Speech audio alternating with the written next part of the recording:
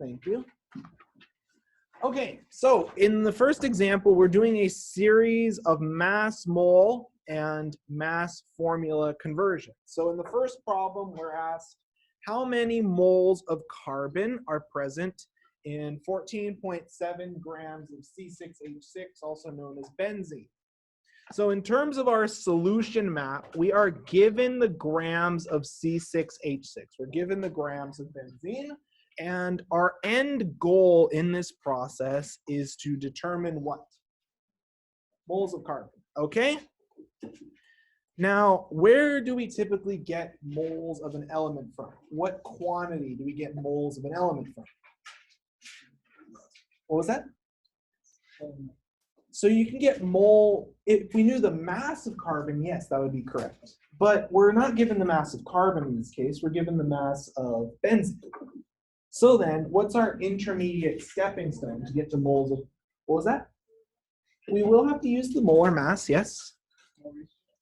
We will have to use our mole ratio, yes. But what unit is in the middle of this? What unit are we going through in this conversion? Moles of? Yep, moles of C6H6, exactly right. The reason why I like to write out the units that I'm going through in this unit conversion is it helps me determine what conversion factors do I need and what values do I need to calculate. Okay, so to go from grams of C6H6 to moles of C6H6, we're going to need the molar mass. So let's do that really quickly. Let's figure out the molar mass of C6H6. So the mass of carbon is about 12.01. And how many carbon atoms do we have in this formula? 6. Okay, the mass of hydrogen is about 1.007. And how many hydrogens do we have? 6. Okay, so we can do this in our calculator pretty quickly. We get a molar mass of 78 grams per mole of C6H6. Okay, perfect. So we have our molar mass calculated. Now that we have our solution map, all we have to do is execute on our solution map. So let's do just that. So I have 14.7 grams of C6H6. Now, if I'm going from grams to moles, what units need to be on top? Moles. Okay, so let's fill in the molar mass from above. In 1 mole of C6H6, I have 78 grams. Now, for my next step, I'm going from moles of C6H6 to moles of carbon. Now, what units need to be on top? Moles of carbon, exactly. So my question to all of you is how many moles of carbon do we have per how many moles of C6H6? So in 1 mole of C6H6, we see how many carbon atoms? 6, exactly. So this is known as our formula ratio or our mole ratio. Perfect, so we have everything present. Now all we have to do is punch it into our calculators. So let's just do that really quickly. Okay, so we have 14.7 divided by 78, and we get about 0.18. Then we multiply by 6, and we get out in total 1.13. Now, just to make sure that we're understanding the number of sig figs reported, let's take a look at our input and output. Whoops. Let's take a look at our input and output. How many sig figs does our input have? So how many sig figs should our output have? 3. Okay, we've done an example similar to this in the notes right before the end of yesterday's lecture. So let's now continue on and let's do a mass to atoms conversion. So in this case, we're asked how many molecules of H2S are present in 30.5 grams of H2S. What's another name for H2S? Hydrogen sulfide, yep. So we are starting off with grams of H2S, and we want to get to molecules. We want to report the molecules of H2S. So what intermediate unit are we going to go through? Moles of, let's be specific, you're on the right track. Moles of H2S, exactly. And the reason why I'm always making sure that we're very specific with our labels is because it changes what conversion factors we use, and it changes what values we need to calculate. So to accomplish this conversion, to go from grams of H2S to moles of H2S, what conversion factor do I need? Molar mass, exactly. I need my molar mass or molecular weight. To go from moles to molecules, what conversion factor do I need? Avogadro's number, which you will have to devote to memory. So, starting off, let's figure out the molar mass of H2S. Let's figure out our molar mass. So we know hydrogen has a mass of 1.007 gram. How many hydrogen atoms do we see? 2. Okay. Sulfur, looking at the periodic table, what is sulfur's molar mass? What is sulfur's atomic mass? 32, yep. And we have 1 sulfur atom. That gives us a mass of about 34 grams per mole of H2S. Is everyone clear where I'm getting these numbers from? You can get them from your supplied periodic table. So like right below sulfur, you'll see the number 32, which is the atomic mass. Okay, perfect. So now that we have our atomic mass, we have all the information we need to completely execute this problem. So starting off, we have 30.5 grams of H2S. We're going from grams to moles. So what units need to be on top? What units need to be on top in this conversion? Moles. Okay, and more specifically, moles of H2S. So in 1 mole of H2S, we know that we have 34 grams. Perfect. Now, for our final step, we're going from moles to molecules. So how many molecules of H2S are present in 1 mole of H2S? Avogadro's number, which just as a refresher is 6.02 times 10 to the 23rd. You're going to need to devote that to memory. Avogadro's number is used when you convert from moles to particles. Now that we have all of this information in our setup, we're ready to execute. So now we're just going to enter it into our calculator. So we're going to take 30.5 divided by 34. And we get about 0.89 moles of H2S. And then we multiply by Avogadro's number, which is 6.02 EE23. And in turn, we get a final reported answer of 5.40 times 10 to the 23rd molecules of H2S. Note, why am I reporting 3 sig figs here? How many sig figs does my input have? 3. So how many sig figs should my output have? 3. Okay, this time you're going to have to apply your nomenclature. Remember how I emphasized that we're going to need to be reviewing our nomenclature if you want to do well in the remaining chapters in this class? Well, I'm going to hold you to account on that. So magnesium chloride. So would someone like to volunteer? What is the formula of magnesium chloride? MgCl2. So let's talk about why that is. Why is that? So magnesium as a 2A element has a charge of 2+. Chlorine as a 7A element has a -1 charge.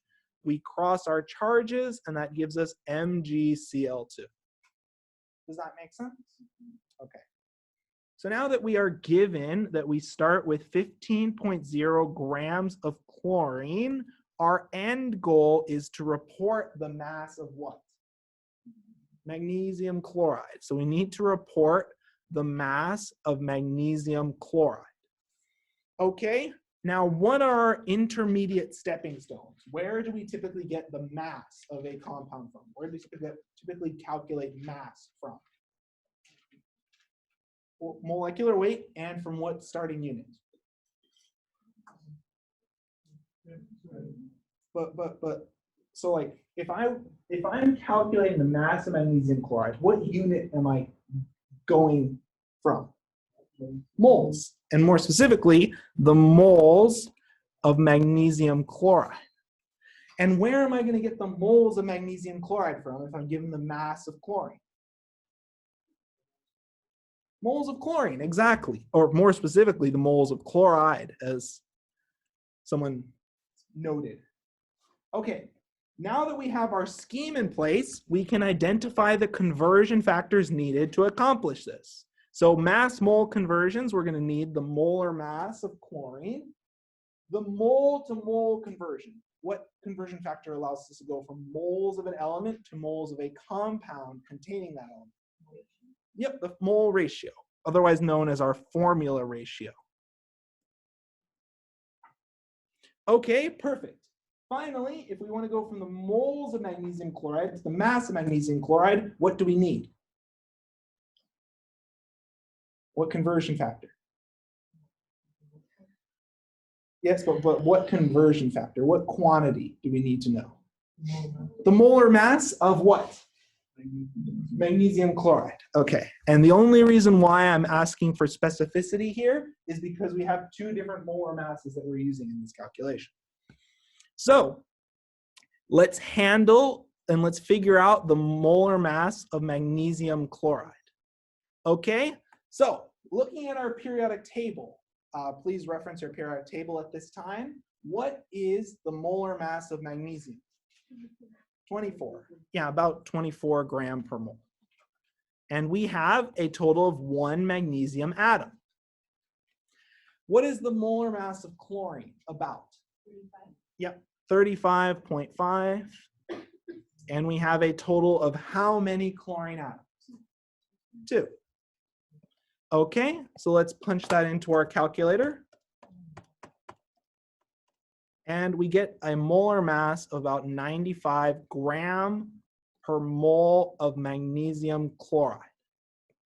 Okay, perfect. We are now ready to complete this unit conversion. The reason why I like doing it in this very procedural way is it ensures that I don't make a mistake and use the wrong conversion factor.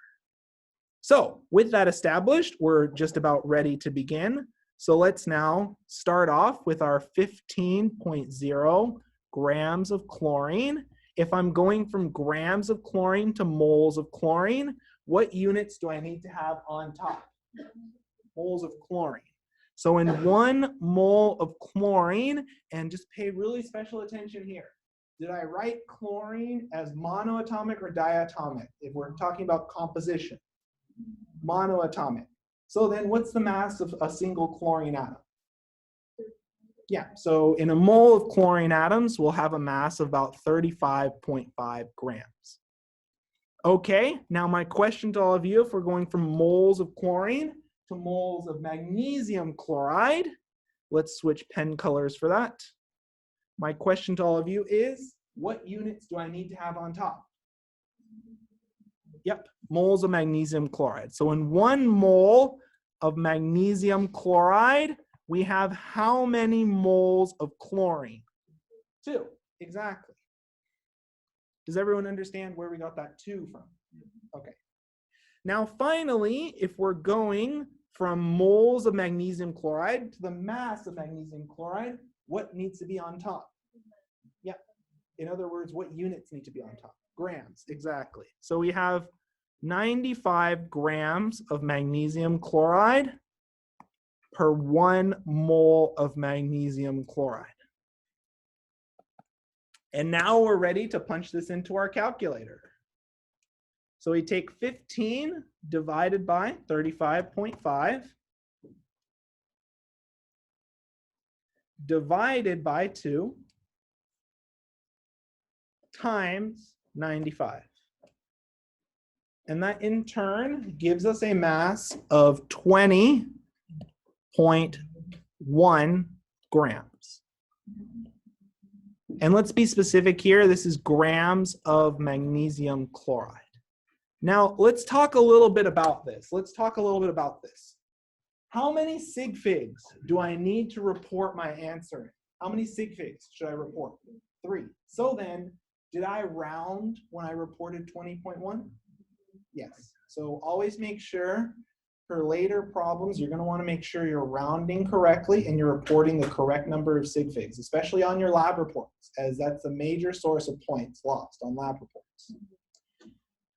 Okay, now a critical point from this problem and a really important lesson that I want you to take away from this is if you don't know the formula, can you complete this problem at all? So you really want to make sure you're solid with your nomenclature, as we're going to be using it all the way until the end of this class. So that's the best, most efficient use of your time in terms of allowing you to complete problems successfully in this class, is knowing your nomenclature. Make flashcards, whatever you have to do to be comfortable with nomenclature. And there are plenty of worksheets we have on Canvas. I just really can't emphasize it enough, since this is the language that we're communicating in. Okay, any other questions on this quiz? Okay, so let's now move over and let's talk a little bit about the next type of conversions that we'll be performing. Just as a show of hands, does anyone need a periodic table? Does anyone need an extra periodic table? I have a few extras up here. I just really can't stress enough. Oh, so I have these, if you could pass them around the class. Thank you. I really can't emphasize enough, you need to have a copy of the periodic table if you're in a chemistry class. It's the critical reference manual. So they're working their way throughout the class. During this time, what we're going to do is we're going to set up and we're going to talk a little bit next about a multi-step unit conversion, essentially relating the grams of an element in a compound to the grams of another element found in that compound. So this is a mass-to-mass conversion using our chemical formula. So to showcase the type of problem that you'll encounter in this chapter, let's look at the following example. We're asked in this example, how many grams of nitrogen are there in a sample of ammonium nitrate containing 4 grams of hydrogen? Now, there's a lot to unpack here. So let's start first and foremost. If we're talking about a chemical compound, what's the first thing that we need to know? The formula, right? And do we have enough information to figure out the formula? Yes. I told you it's ammonium nitrate, right? So let's now write the formula. So ammonium nitrate, would someone like to volunteer a formula? Yep, NH4NO3. So ammonium is NH4 plus, nitrate is NO3 minus. We cross our charges and that gives us NH4NO3. Okay, perfect. There's the first step out of the way. Now let's set up our solution map. Okay, so we are given the grams of hydrogen. We're given the grams of an element. Okay, in the end of our unit conversion, we want to report the grams of nitrogen, right?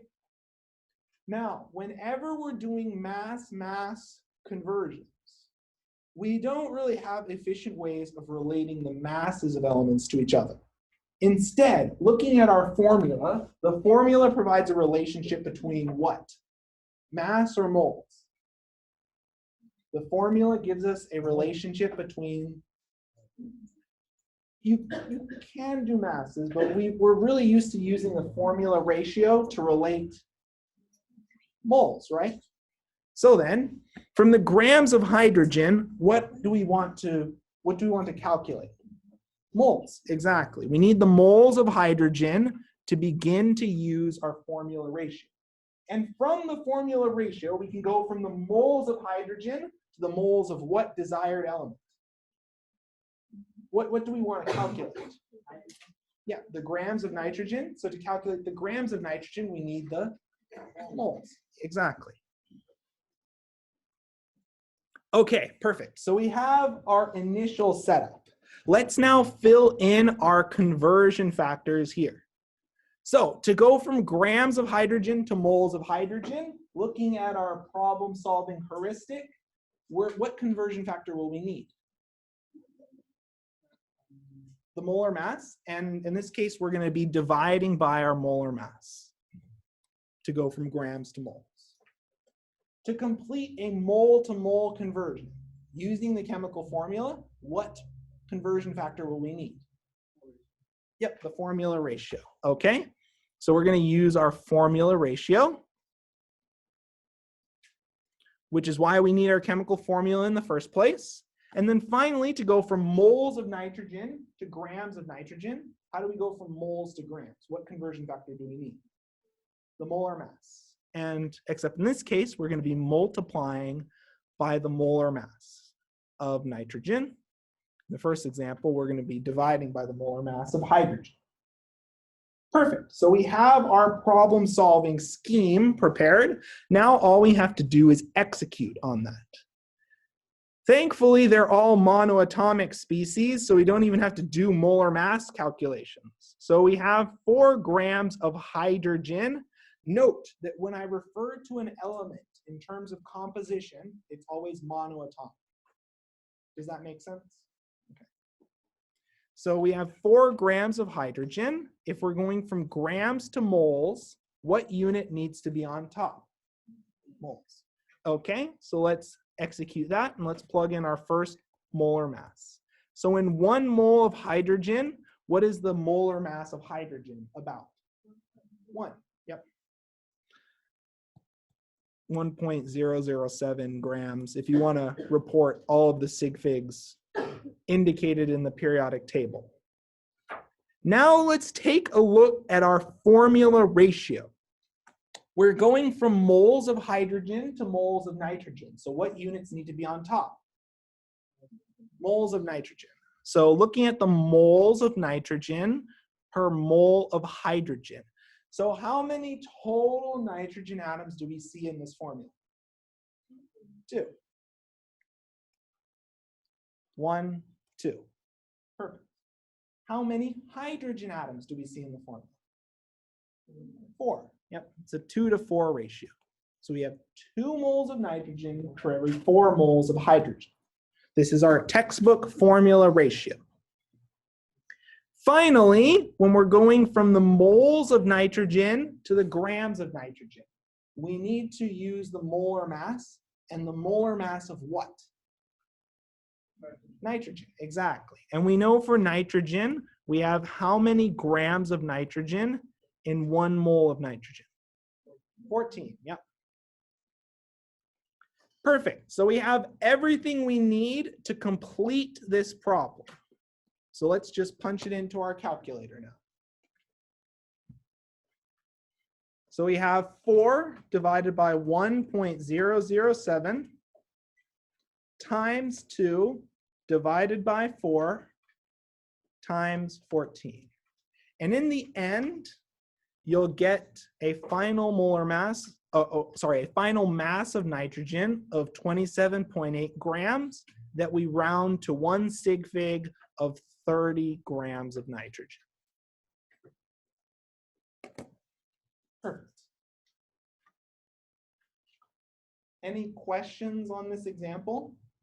What I'm now going to do is I'm going to let you loose on an example of a similar format. And just to keep things clear, the problem-solving heuristic for these types of mass-to-mass conversions is shown at the top of the page. And we're going to do the nomenclature part together, so that way we can focus on the critical aspect of this chapter, okay? So let's now try and unpack this next problem, and let's deal with the nomenclature first. Chlorous acid. So I'm asking you for the mass of chlorine in a sample of chlorous acid that has 16 grams of oxygen. Before you do anything else, you're going to need to give a formula. So chlorous acid. So for acid notation, when we see the OUS, so the OUS ending comes from what suffix? What polyatomic suffix? OUS? Ite, exactly. So this acid, so chlorous, is derived from chlorite. Okay, that's helpful. We're getting somewhere. Would someone like to tell me, what is the formula of chlorite?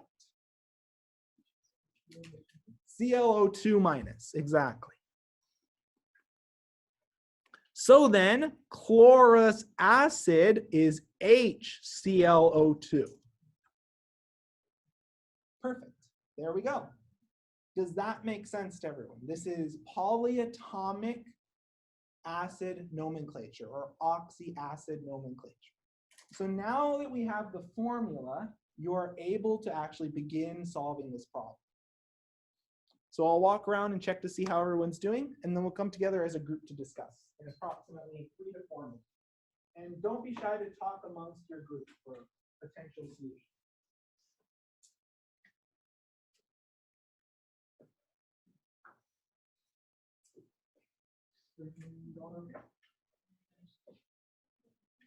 Yep, exactly.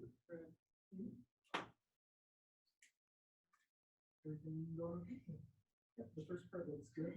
I would recommend making a problem solving scheme from start to finish, as it helps you determine what conversion factors to use. Oh, that's good. That's good so far. Oh, okay. But in terms of the next steps, we want to make up. Oh, okay. Everything going okay? Any questions? Okay. What's good? The first step. Any questions? So good. Okay, looks good. You can try doing the same calculation for hypochlorous acid. Any questions? Oh, okay. Any questions? Yeah. Yep. The two only applies to the yes, exactly. Everything going okay? So then, do I need to go? You can go through the moles of chlorous acid, but am I asking for anything regarding chlorous acid? Or am I asking for so it would probably be easier just to go direct.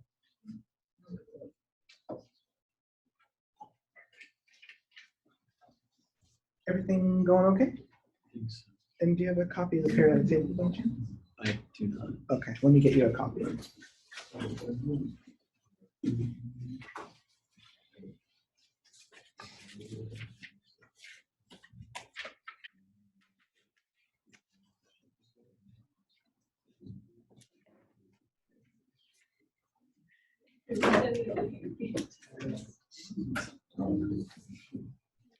You can use it on the front page of your exam.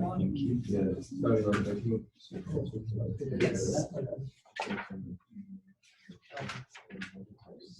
Perfect. Perfect. Exactly right. Any questions? Yeah, looks good so far. Looks good so far. Now all we need to do is finish.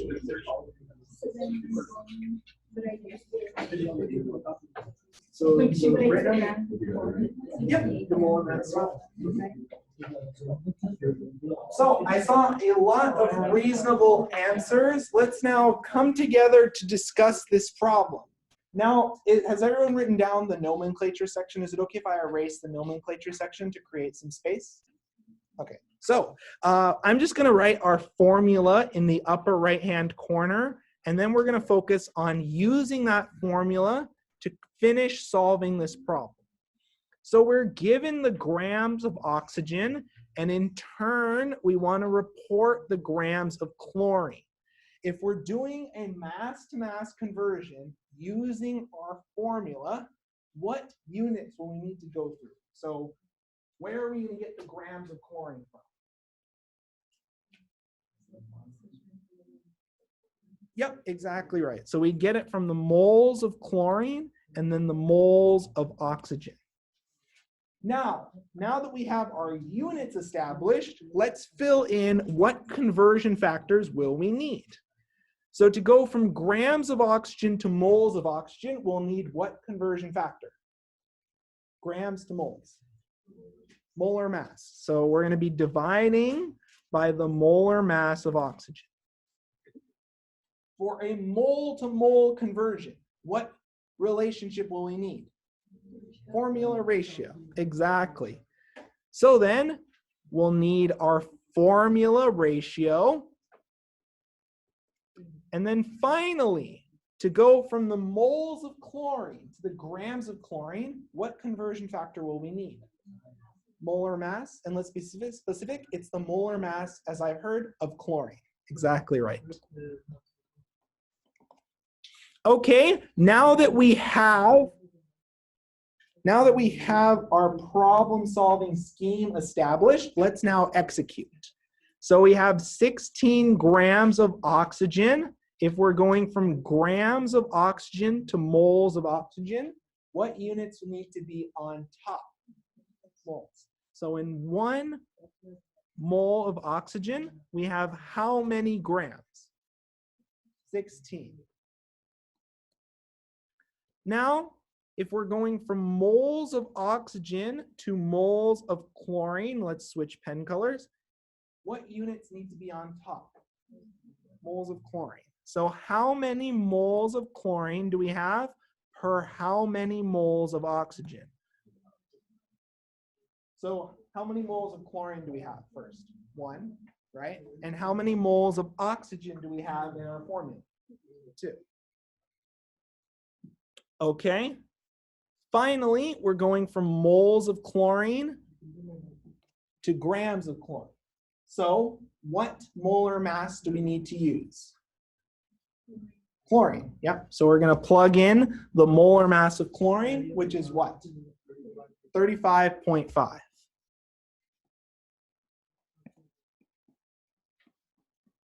Okay, so let's now punch this into our calculator. So we're going to take 16 divided by 16 divided by 2 times 35.5. So we get an output of 17.75. And just as a question, Carol, how many sig figs should we round this number to? 2. Yep, we have 2 in our input. So we need 2 in our output. So we look to the right, we round up, and we get 18 grams of chlorine. Perfect. Everyone comfortable on these types of examples? So let's now move on and let's add some more complexity. Now that we have these basic building blocks, these basic conversion factors, we can start using them in more creative ways. So in this case, we are, instead of stopping at just a simple mole to mole conversion, we're doing a mass all the way to atom conversion. So let's look at an example of this type of problem. In this problem, we're being asked how many atoms of sodium are present in a sample of sodium cyanide containing 4.5 grams of carbon. Okay, so how do we even approach this? Well, we are given the mass in grams, right? And our end goal is to figure out the atoms and molecules, in this case, the atoms of sodium found in our formula. So with our toolbox of conversion factors, let's think about how we can use our conversion factors to complete this problem. So first things first, we're going to need to get a formula here. Sodium cyanide. Would someone like to volunteer a formula? It's quite an infamous compound. What was that? NaCN? Yep. Perfect. So to talk a little bit about this, we have sodium plus Cyanide is Cn minus. We cross our charges, and that gives us sodium cyanide. Perfect. Okay. Now let's set up our conversion map. Let's set up our conversion map. So we have 4.5 grams of carbon. And in the end, we want to report the atoms of sodium. So my question to all of you is, where do we typically calculate atoms from? Looking at our solution map, where do we typically get atoms from? Avogadro's number and what starting units? Moles. Exactly right. Exactly right. So we're going to need the moles of sodium. Okay. And where can we figure out the moles of one element in our formula from? The formula ratio. So then if we're given the mass of carbon, what input will we need? Moles of carbon. Exactly. So just to put some labels up here, so to go from moles to atoms, you're going to multiply by Avogadro's number. To go from mole to mole, you're going to use your subscripts. And to go from mass to moles, you're going to divide by your molar mass.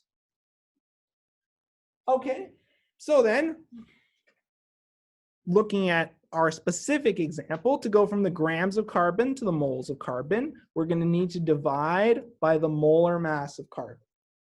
Okay, we can do that. For our mole to mole conversion, we're going to need to use our formula ratio. And then finally, to go from the moles of sodium to the atoms of sodium, what conversion factor do we need? Moles to atoms. Avogadro's number, exactly. So we're going to be multiplying by Avogadro's number. Okay, we have our map established. So let's now execute upon that problem-solving scheme. So we have 4.5 grams of carbon. Again, we're going from gram to mole. So what units need to be on top? Moles. Yep. So in 1 mole of carbon, we have how many grams? 12. Yep. Or 12.01. Next, we're going to do our mole to mole conversion. So if we're going from moles of carbon to moles of sodium, what units need to be on top? Moles of sodium. So how many moles of sodium are present in how many moles of carbon? What's our mole to mole ratio? 1 to 1. Finally, we're going to need to convert from moles of sodium to atoms of sodium. So how many atoms of sodium are present in 1 mole of sodium? What is Avogadro's number? Yep, 6.02 times 10 to the 23rd. Okay, so now we're going to execute on this conversion. So let's punch this into our calculator now.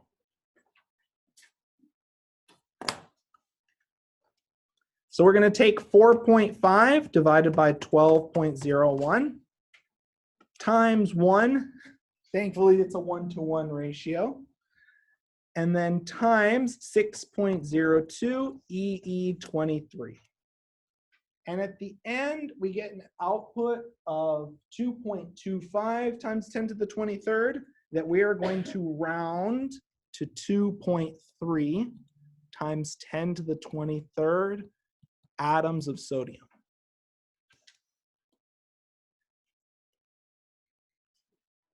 There we go. Did that match the answer that you obtained from your calculations? Okay, now that we've done a representative example, I'm now going to let you loose on a very similar problem. So what I want you to tell me now is how many atoms of oxygen are present in a sample of glucose that contains 43.55 grams of hydrogen. So we're doing the exact same conversion that I requested of you in the previous problem. We're doing a mass of one element to the atoms of another element. Just make sure, and if you need a reference, the problem-solving scheme for these types of problems is found at the top of the page. But I encourage you to try to generate your own problem-solving scheme from scratch, because on the exam, this top scheme isn't going to be there. Okay, so we'll come together to discuss in about 3 or 4 minutes.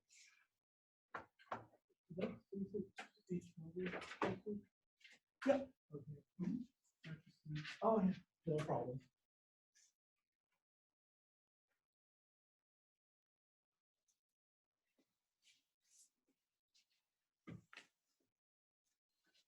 Any questions?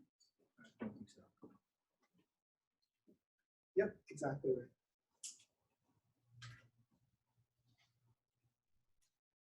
Any questions? Yes. H12O6. Yep. Yes. And the formula provides us a relationship between hydrogen and oxygen. Everything going okay? Everything going okay? Setup looks good so far. Everything going okay? Okay, looks good.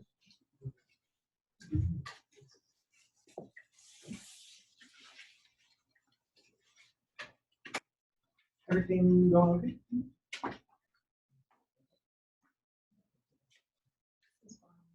Yep, yep. Yep, looks good. Everything going okay? Yep, looks good so far. For hydrogen, when you're calculating the mass, you just use the molar mass without any modification. Right? So it's just going to be the 12 we accounted for in the formula ratio. Yeah. Yes. Yep. Looks exactly right. Yep. Looks good. All good. Yep. Looks good. Well, I see a lot of reasonable answers. So what we're going to do is we're going to set up our problem-solving scheme. We are starting off with the grams of hydrogen, and in the end, we want to report the atoms of oxygen. Now, where do we get atoms of oxygen from?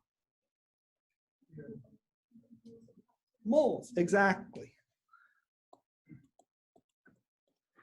And my question to all of you, how are we going to figure out the moles of oxygen given the grams of hydrogen? What's our stepping stone? What intermediate unit are we going through? Moles of hydrogen. Exactly right. Okay, now let's fill in our conversion factors. And we actually have a cheat sheet right at the top of the page, but let's pretend that didn't exist for now. To go from grams of hydrogen to moles of hydrogen, what conversion factor will we use? Grams to moles.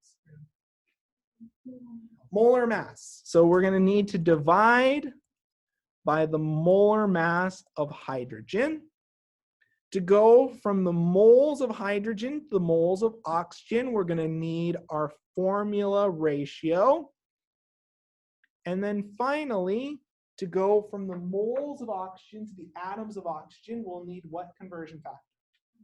Avogadro's number. So we're going to need to multiply by Avogadro's number. Now, let's execute on that. So we have 43.55 grams of hydrogen. And if we're going from gram to mole, what units need to go on top? Moles. So in 1 mole of hydrogen, we have how many grams? Yep. 1.007. Yep. Now let's plug in our formula ratio. And here is where things get a little bit interesting. We're going from moles of hydrogen to moles of oxygen. So what goes on top? Oxygen. So how many moles of oxygen are present per how many moles of hydrogen? So I heard 6 for oxygen. That's exactly right. How many moles of hydrogen do we have? 12. Exactly. So let's now continue on. And my question to all of you is, how many atoms of oxygen are present in 1 mole of oxygen? Avogadro's number, which is 6.02 times 10 to the 23rd. So then, now we're ready to execute on this problem-solving scheme. So let's punch that into our calculator now. So we have 43.55 divided by 1.007 times 6 divided by 12 times 6.02 EE23. And at the end, you should get about 1.3 times 10 to the 25th. Does that match what you observed in your calculator? So then in terms of writing out our full answer, we'd write this as 1.302 times 10 to the 25th atoms of oxygen. Now, why am I able to report so many sig figs in my answer? How many sig figs did my input have? So how many should my output have? 4. Any questions on these mole-to-mole conversions? Okay, so what we're now going to do is talk about another conversion factor that has a little bit of baggage associated with it. So we're next going to talk about mass and mole percent. So these are tools for describing the composition of a compound or a mixture. So the most classic way that mass percent and mole percent are used is to describe the composition of compounds. So molecules are made of atoms of component elements, right? Molecules are composed of 2 or more elements, and compounds have 2 or more different elements, right? So then, the percentage of each element in a compound can be expressed either in terms of mass or moles. So the mass percent with respect to compound composition is the mass of our element divided by our total mass. Another way that I'd like you to think about mass percent can be thought of as the grams of your element per 100 grams of compound. So this is a way that you can express mass percent as a conversion factor. Likewise, mole percent can be expressed as a conversion factor as the moles of your element per 100 moles total. You don't typically use the mole percent conversion factor, but this mass percent conversion factor is used all the time, and it makes your life substantially easier. Now, this is nice, but let's show how we can apply this. Let's show how we can actually perform mass and mole percent calculations. So to do that, I'm going to write a sample compound. So let's look at H2O, a nice simple compound, but nonetheless has some teaching value. So our first goal in this section, if we want to calculate the mass percent of each element, so let's suppose we wanted to calculate the mass percent of oxygen, we first need to figure out what is the mass of oxygen in this compound. What's the mass of oxygen? 16, yep. So we have 16 grams of oxygen. Okay, and now let's figure out the total mass of this compound. Let's figure out the total mass of this compound, which can be thought of as our molar mass, right? So we have how many hydrogens? 2. So we're going to take 2 times 1 plus the mass of oxygen, which is 16, and that gives us a molar mass of 18 grams per mole. So that's the total mass of our compound. Does that make sense? Okay, so we have 16 grams of oxygen per 18 grams of water. And since we're dealing with a percentage, we're going to multiply by 100%. And that in turn gives us 16 over 18 times 100. That gives us a percentage of 89%. So this sample is 89% oxygen by mass. Now, there's an interesting trick. There's an interesting idea that we need to talk about when we think about percentages. So, if we think about the total percentage of each element, so if we think about the total percentage of each element, so for example, if I take the percentage, so the mass percent of hydrogen plus the mass percent of oxygen, if I have accounted for all of the elements and all of the species present in this mass mixture, present in this compound, what must my percentages add up to? If I've accounted for everything, 100%. And we're going to use this trick later on to great effect.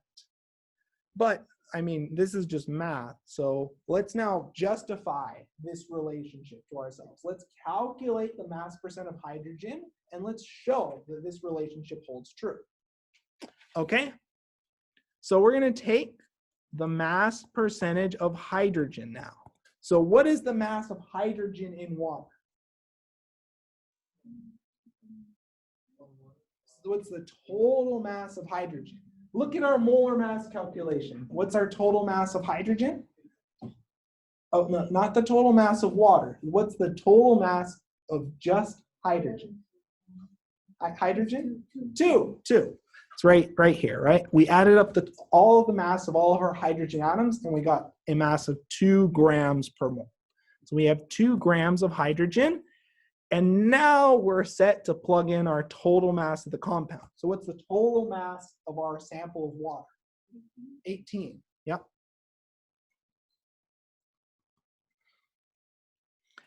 And now, just off the cuff, what would we expect to be our percentage? What would our expected percentage be? 11. It would be roughly 11%. Let's show that in our calculator. So we have 2 divided by 18 times 100, and we get 11 after rounding. Okay, so if we add up 89 and 11%, that gives us 100% total.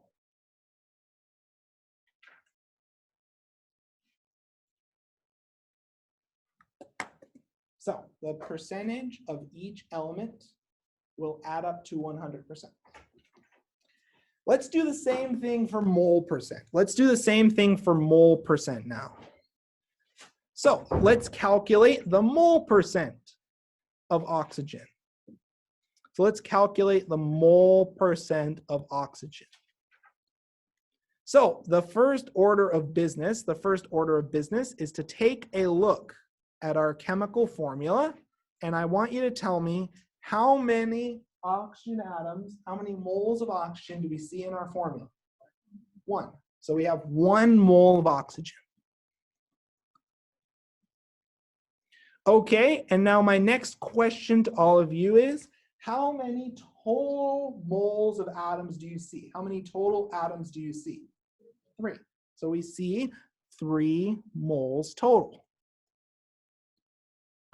We're next going to multiply by 100%, and that gives us a percentage of 33.3% oxygen in terms of mole percent. Does everyone notice how the mole and mass percents are different? That makes sense, right? Elements have different masses. Now, just a priori, without any calculations, would someone like to propose to me, what would the mole percent of hydrogen be? And before doing any calculations, what would you expect the mole percent of hydrogen to be, our second component? Yeah, about 67%.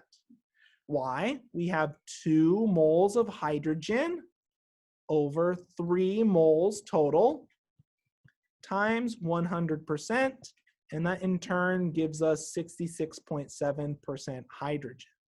And just like our mass percent, if we add our mole percentages together for all of our components, we should get 100%. So let me just write that out just for completeness sake. The mole percent of hydrogen plus the mole percentage of oxygen is equal to 100%.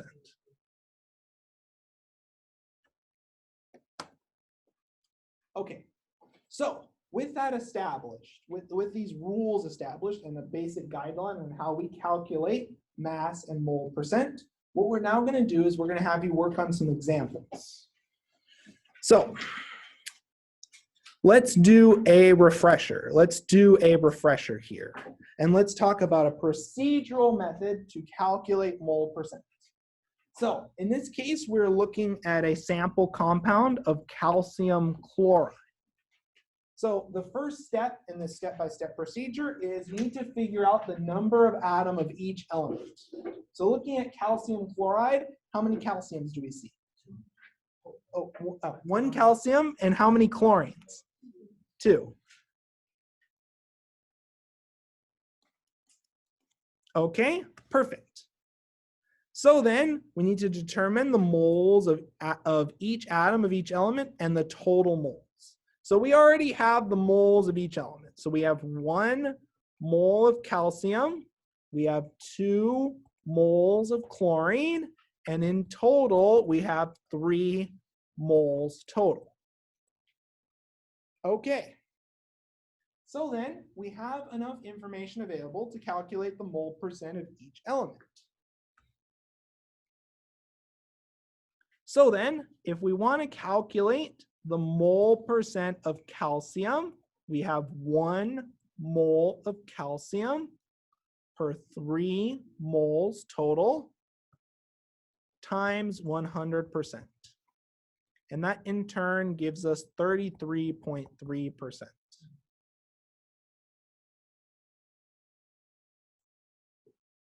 Our next order of business is to calculate the mole percentage of chlorine. So for the mole percentage of chlorine, we have how many moles of chlorine? 2. So we have 2 moles of chlorine per 3 moles total times 100%, and that in turn gives us 66.7%. And of course, if you've done everything correctly, your mole percentages for all of your components will add up to 100. Okay, let's now look at this example from the perspective of mass percent. So if we want to figure out mass percent, if we want to deal with this in a procedural sense, the first thing to calculate the mass is to calculate the moles. So we've already established we have how many moles of calcium? 1. We have 1 mole of calcium. And how many moles of chlorine do we have? 2. Okay, now what we're going to do is we're going to calculate the mass of each element. So if we have 1 mole of calcium, we know that there are 35.5 grams of calcium per mole. And that in turn gives us 35.5 grams of calcium. We're going to repeat this process for chlorine now. So we have, oh, whoops, that's a typo. Let's go back to the periodic table and let's find the mass of calcium. What is the mass of calcium in the periodic table? 40, yep. So we'd have about 40 grams of calcium. Got a little ahead of myself there. We have 2 moles of chlorine, and what is the molar mass of chlorine? 35.5. So we have 35.5 grams of chlorine per mole. And that in turn gives us 71 grams of chlorine.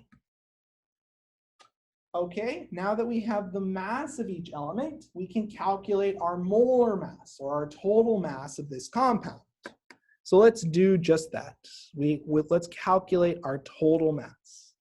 So if we take 40 grams plus 71 grams, that gives us 111 grams per mole of calcium chloride. Everyone following so far? Okay. Now all we have to do is calculate our mass percent. Now all we have to do is plug in our numbers. So then, if we have 40 grams of calcium over 111 grams total times 100%, we can calculate in turn the mass percent of calcium. So then let's now punch this into our calculator. So we have 40 divided by 111 times 100. And that in turn gives us a percentage of 36% by mass calcium. Now, without doing any calculations, what would the percentage of chlorine be if we're doing our calculations correctly? 64, exactly. So then, let's justify this to ourselves. Let's justify that. So let's figure out the mass percentage of chlorine. We have how many grams of chlorine?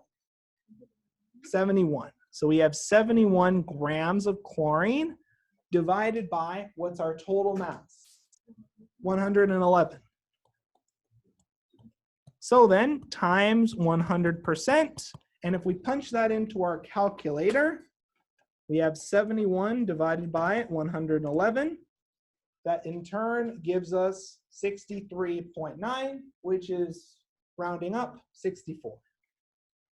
So we end up with 64% chlorine by mass.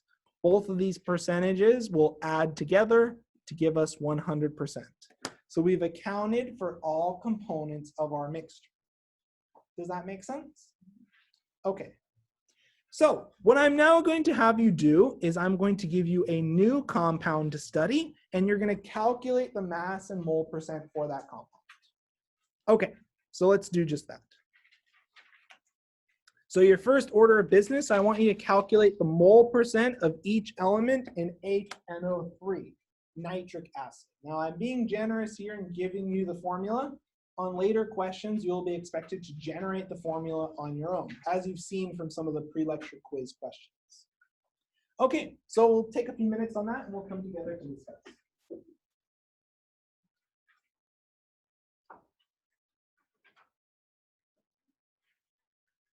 Everything going okay? Everything going okay?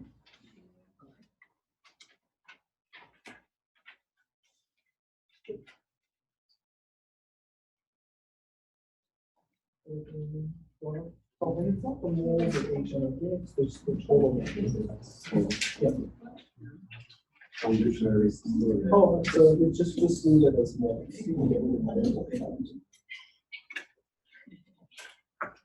Everything going okay? Yeah.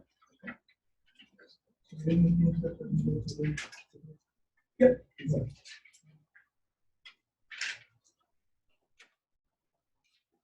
Yep, that's good. Everything going okay? Oh, any total? How many total moles do you? Yep.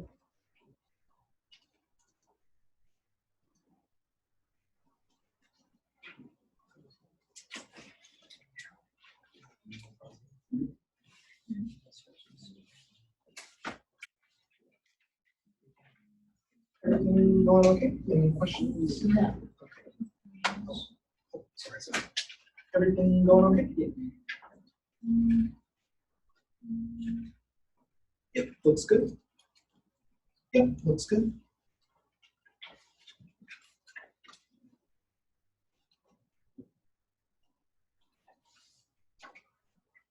Oh, you're already calculating the mass percent. Okay, looks good. So I saw a lot of reasonable answers for the mole percentage, so let's summarize here. So first and foremost, how many moles of hydrogen do we have? 1. Yep. How many moles of nitrogen do we have? 1. And then how many moles of oxygen do we have? 3.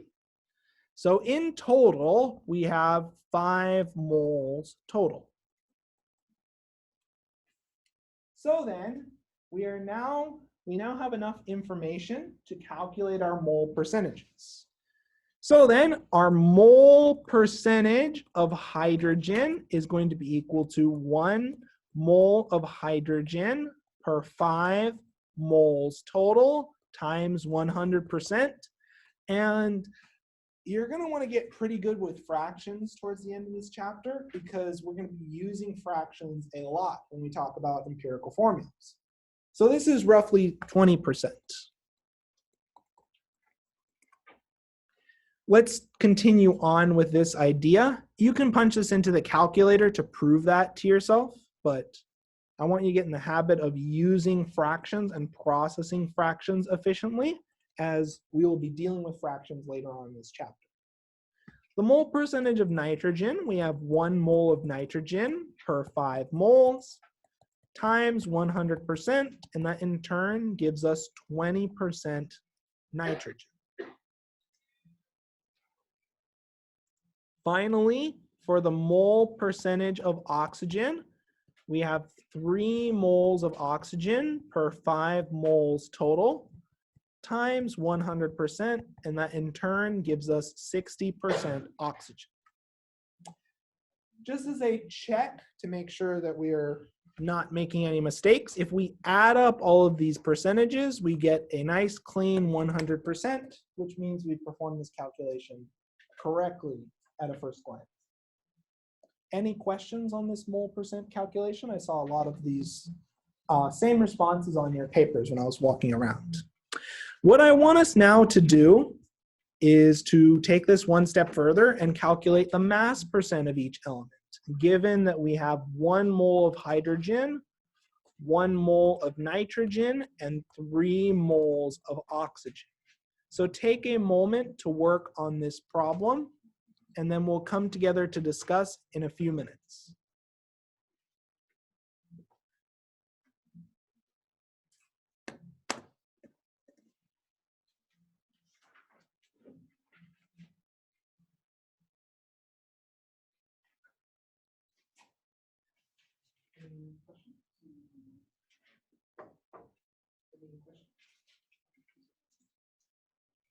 Yes, I'll be right back.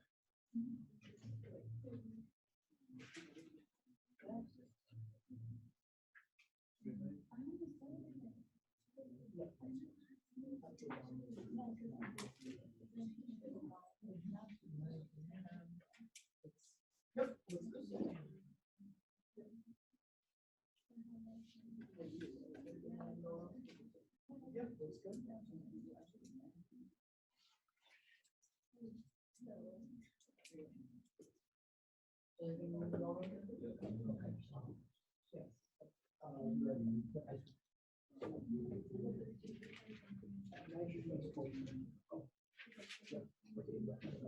Yep, that's good.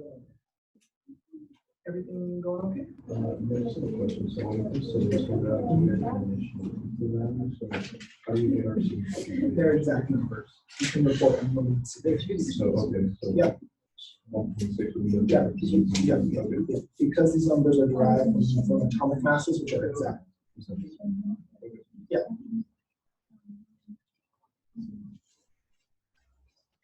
Any questions? Looks good. Any questions? Looks good. Any questions?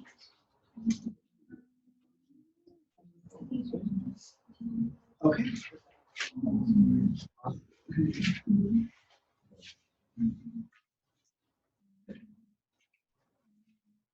Any questions? Looks good so far.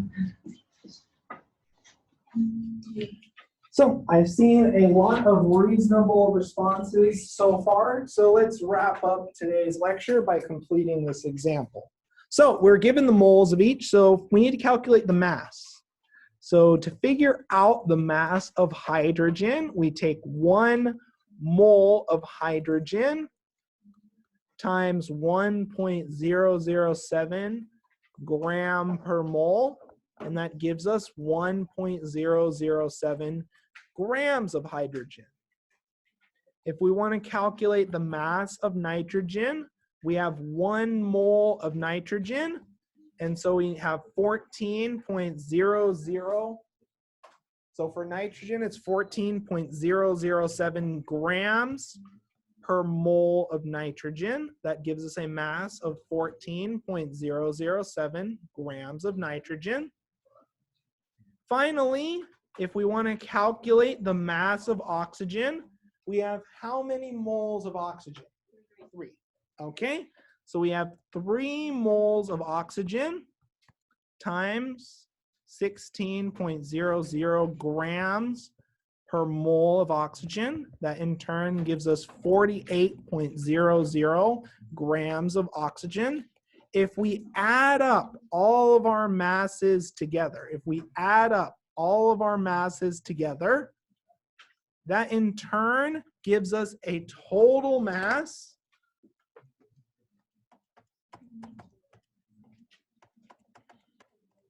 of 63.014 grams. So we have our total mass in hand. So now we're ready to calculate the mass percentage. So for the mass percentage of hydrogen, we have 1.007 grams over 63.014 grams total times 100%. So let's now punch that into our calculator. 1.007 divided by 63.014 times 100. That in turn gives us a percentage of 1.6%. Just as a side note, because our mass percentages are derived from exact numbers, or numbers with a very, very large number of sig figs, you can report a very large number of sig figs for your percentages. So you're never going to run into issues where your mass percent, when calculated from atomic masses, will constrain your precision. Does that make sense? Because these atomic masses have 8 to 10 sig figs. They're determined to a very high level of precision. Okay, let's continue on and let's finish off this problem. The mass percentage of nitrogen, we have 14.007 grams over 63.014 grams times 100%. So we have 14.007 divided by 63.014 times 100. That in turn gives us a percentage of 22.2%. Now, a priori, without doing any calculations, we would expect our final percentage to be around what value? Yeah, about 76.2 or around 76, 77. So let's show that. So we're going to calculate the mass percentage of oxygen by taking 48.00 grams over 63.014 grams times 100%. So we have 48.00 divided by 63.014 times 100%. And that in turn gives us a percentage of 76.2%. And lo and behold, if we add up all of our mass percentages together of all of our component species, we end up with a total percentage of 100. Always make sure you're checking your work, especially when you have easy mechanisms to do so.